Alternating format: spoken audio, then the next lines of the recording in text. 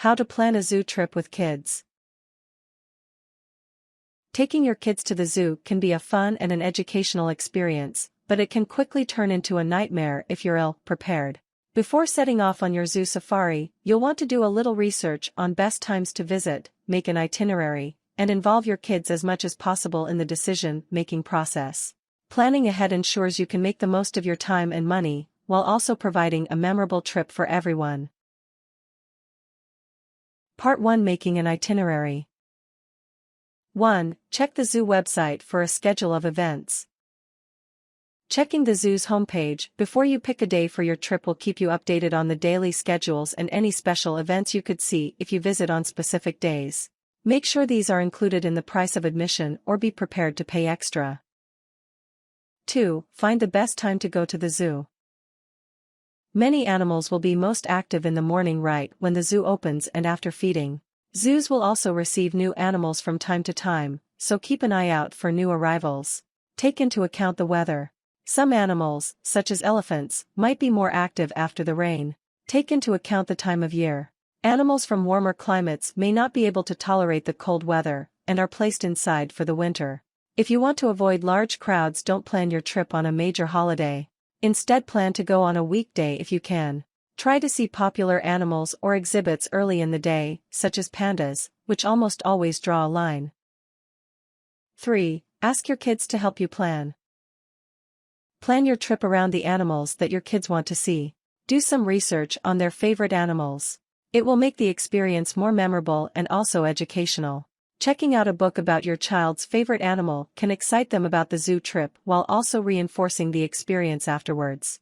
Respect your child's sensitivities and avoid animals that they might be afraid of. For example, if your child doesn't like snakes, be sure to stay away from the reptile house.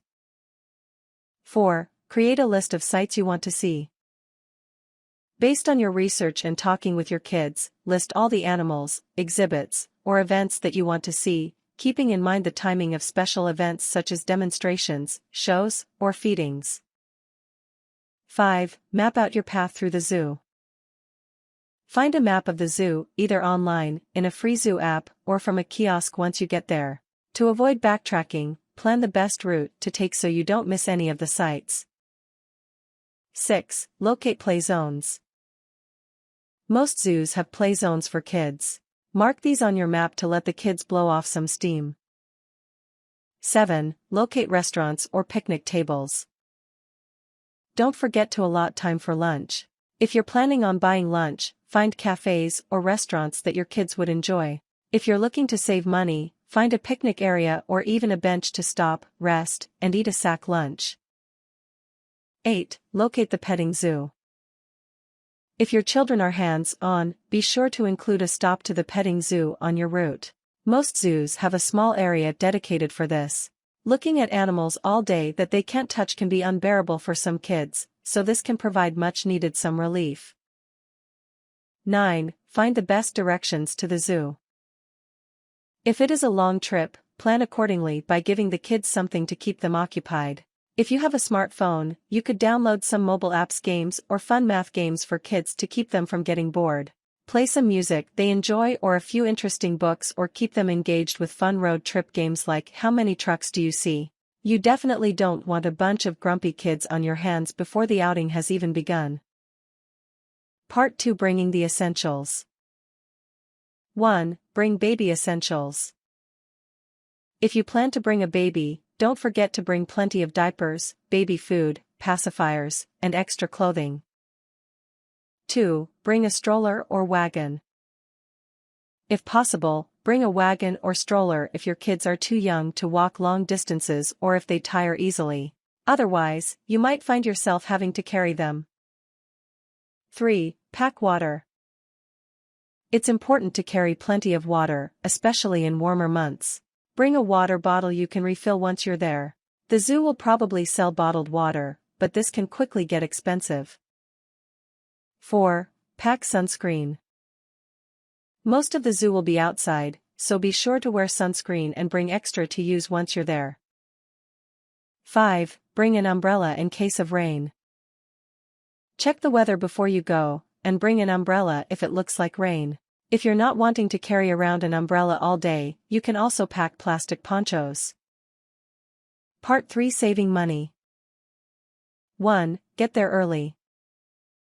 To make the most of your ticket price, get to the zoo when it opens and plan to be there all day. Getting there early will also help you see the animals when they're most active and beat the lines for the popular exhibits. 2. Pack a lunch. The zoo might have a cafe, but it's probably too expensive and the queues too long, so it's a good idea to pack a lunch from home and get the kids to help out. Don't bring messy food. Chocolate is a definite no. Fresh fruit, pretzels and sandwiches are your best bet since they are non-messy and will keep in a small cooler. Try to pack some snacks for mid-morning and early evening hunger pangs. 3. Search for money, saving deals. Many cities have a reciprocal agreement with the aquarium, other attractions, or even nearby hotels. If you are visiting a city and plan to see other major attractions, check if there is a city pass or something similar. Some zoos will even have particular days or months when kids get in free with a paying adult. 4. Consider buying a zoo membership. If you plan to go to the zoo often, it might be worth buying a membership. These typically come out cheaper than buying individual tickets every time you go to the zoo. Zoo memberships also often have reciprocal deals with a city's aquarium, so you could get access to both venues. Tips. Pace yourself. Zoos can be huge. You can't take it all in at once, so focus on the sites that are most important and make plans to come back. Since many zoos are arranged in a circular path, you might want to consider walking the other direction from the crowds. If most people are walking clockwise, try walking counter-clockwise to avoid long lines and large crowds. Ask questions. Take the opportunity to make the trip a learning experience. Walk ahead of your children to read the panels in front of an animal habitat, then point out something that you've learned. Encourage your children to ask questions. Zookeepers are passionate about animals and most are willing to share their knowledge. Look into volunteer programs. If your child really loved the visit to the zoo and is old enough, consider participating in a junior zookeeper or ambassador program. It can be a great way to stay engaged and might create future opportunities. Always bring extra cash for attractions' food emergencies.